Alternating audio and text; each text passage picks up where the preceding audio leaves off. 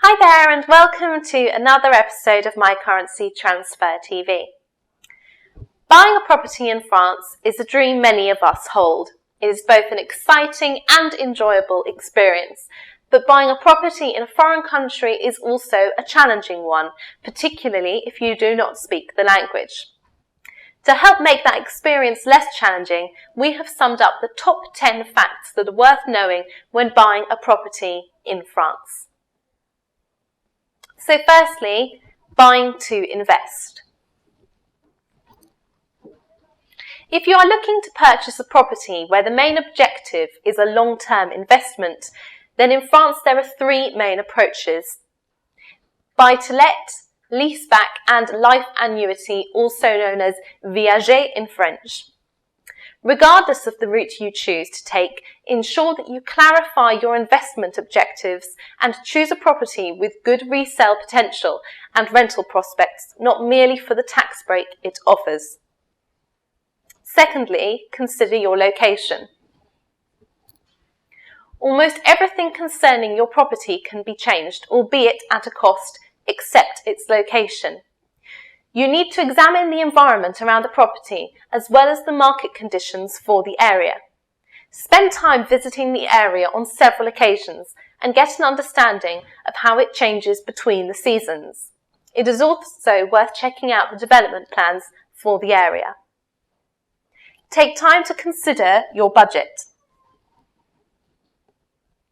Do not forget that you may need to take into consideration currency fluctuations, although you can make great savings by booking a forward contract and securing your rate with a specialist currency broker. A good rule of thumb is to allocate 10% of your budget to fees and taxes. Speaking of taxes, it is important to give consideration to the tax and inheritance implications in both France and your country of residence. Find out about the local rates that are payable on the property. You will be liable for both taxe d'habitation and taxe foncière. Fifthly, searching for your property. Once you have established your broad parameters, your property search can begin.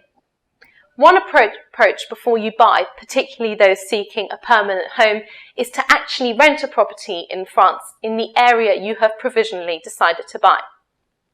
There are, of course, rental costs, but this approach enables you to try before you buy. Next, we move on to buying your property.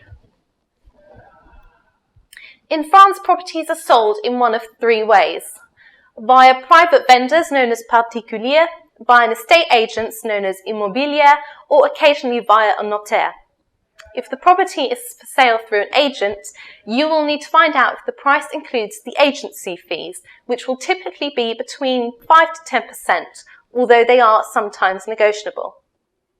The acronym FAI stands for Frais Agence Inclus and shows that the agency fees are included. Notaire's fees are not usually included within any advertised prices. These will be around 7%, although they vary depending on new or existing property. Next, moving on to something that can be quite tricky when buying abroad: terminology. The total living area in square meters is known as mètre carré and is often advertised by French agents in priority to the number of bedrooms available. The number of rooms, known as pièces, is stated, but this excludes the kitchens, bathrooms and toilets. Next, moving on to viewing your property. Agents or notaires selling properties require that you sign a form called a bon de visite to confirm that you have been introduced to the property by them. This is so that they are entitled to the commission should you choose to buy. An agent should not ask you to sign anything other than a bon de visite before the viewing. Moving on to the sale and purchase agreement.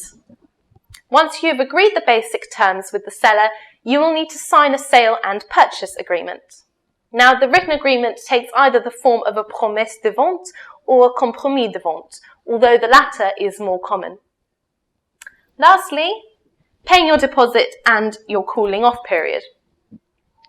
You will be asked to make a deposit, normally 10% of the purchase price, although it can be a lesser sum, as the law does not stipulate a minimum amount.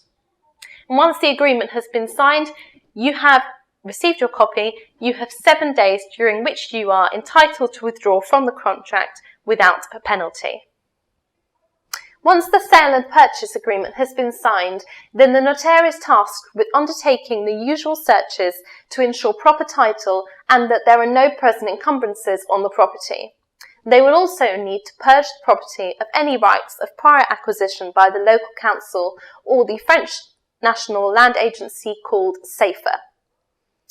These inquiries normally take around 2 months to complete.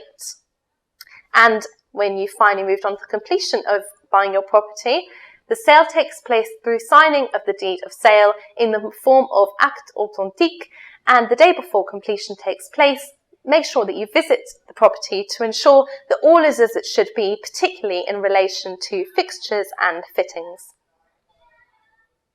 We hope you found these top 10 tips useful and wish you the best of luck when buying your property in France. Of course, if you have any questions, feel free to tweet us at MyCurrencyTrans or email me directly at sophia@MyCurrencyTransfer.com. Thank you for watching and goodbye.